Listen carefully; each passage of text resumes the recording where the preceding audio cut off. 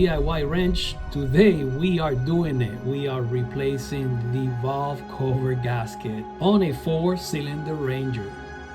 Alright, so I recommend changing the intake gaskets and cleaning or replacing the EGR valve and vacuum connectors, since you will get easy access once you remove the valve cover.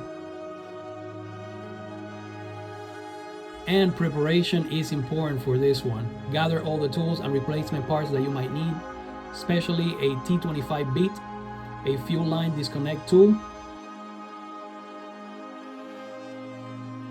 and an 8mm deep socket. Also get some hose pliers to avoid leaks. As you see, everything that is on top of the valve cover must be removed. The vacuum hoses, the distributor, the wire harness that goes all around the engine,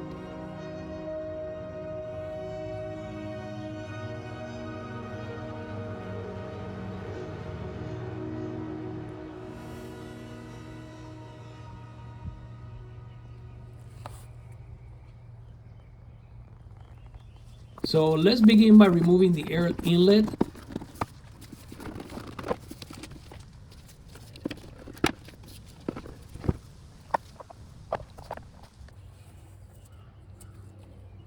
The vacuum hose that is attached to it, the other vacuum hose that goes from left to right and throughout the manifold,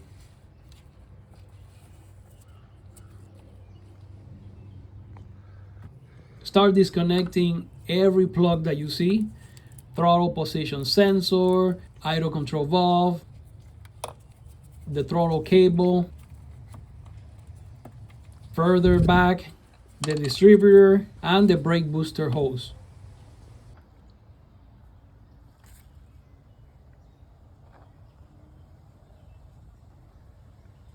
Disconnect this cluster of hoses from the vacuum connector and use hose pliers to prevent spills.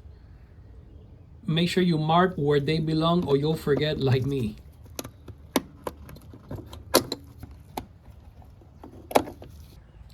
You'll need to remove your serpentine belt and loosen your power steering pump to get to the first bolt. Who said this project was easy? And that is where the 10mm ratchet wrench comes in handy. It's the only one that can fit perfectly on that bolt that holds the lower part of the power steering pump.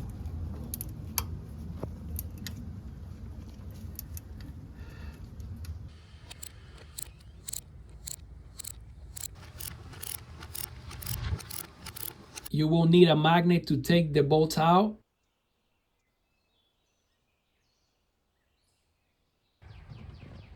Then relieve the fuel pressure and disconnect the fuel line. Remove your intake manifold.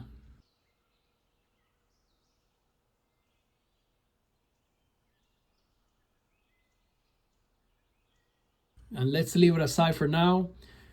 Let's continue. We're almost there. The long wire harness is attached to the cover with clips like these. Just yank them out with a screwdriver. Some of them will probably break. Number your spark cables before you remove them.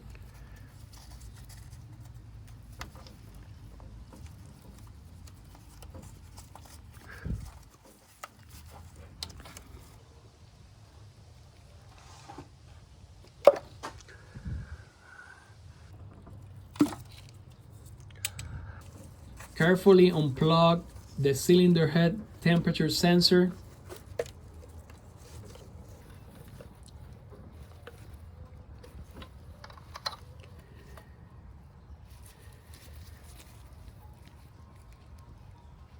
And here's another clue that the gasket is damaged. You see that all that oil? That is a tell. Remove the distributor and then you have cleared the way to remove the valve cover. My phone battery died, so I apologize. Some videos are missing, but let's continue. Here's a view of the inside and where the gasket sits. You can see some areas of concern here.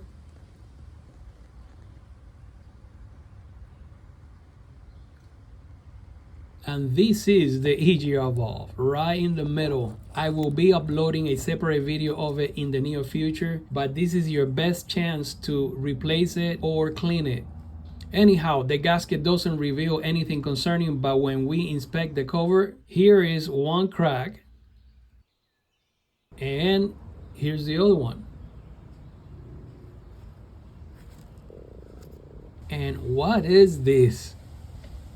Wow. I purchased an OEM cover and it came with the gaskets and bolts. I cleaned the area where the gasket sits with a scraper. Got myself a gasket maker. We're going to add a little on these areas in order to seal that joint.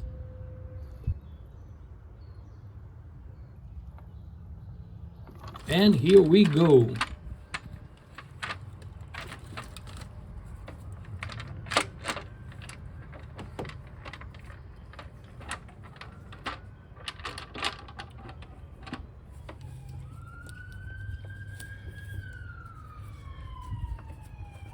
Get your deep socket and start tightening. I'm using TRQ's photo of the tightening sequence.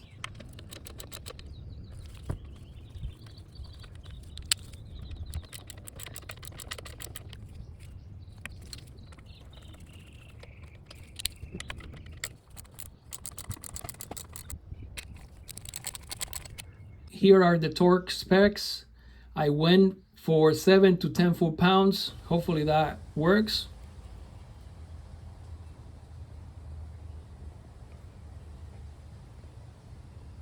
Here you see me reattaching the wire harness to the cover. I used the cable ties. In some of the areas the clips broke. I'm also adding dielectric grease to all the plugs. Now reinstalling the distributor on cables.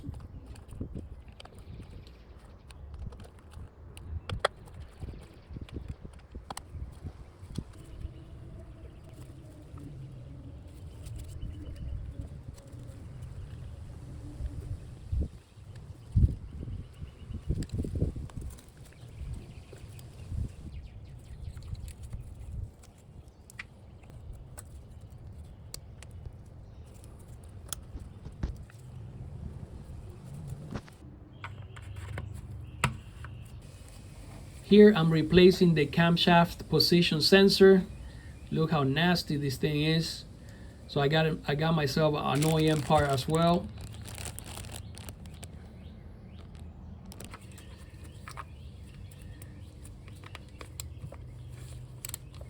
This definitely needs a little cleaning.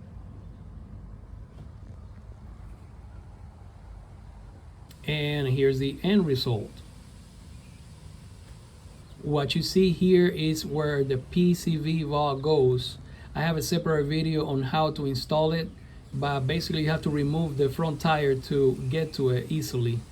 This is the vacuum connector you saw in the back. The previous owner added JB Weld to it. I'll make a separate video for this one as well.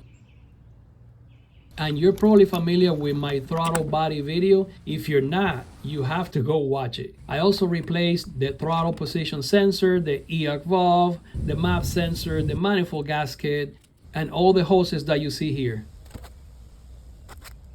All right, we're doing the intake manifold now. Make sure that it sits correctly.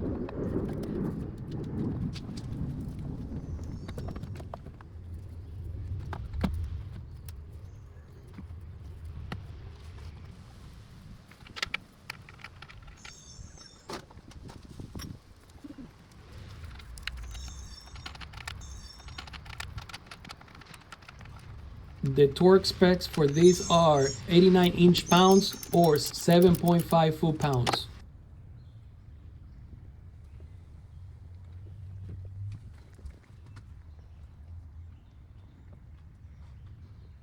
Reinstall the power steering pump and Serpentine belt.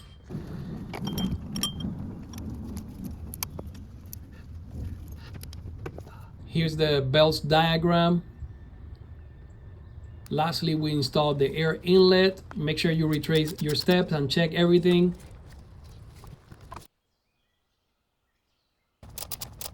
And you are done. Don't forget to like and subscribe, and I'll see you on the next one.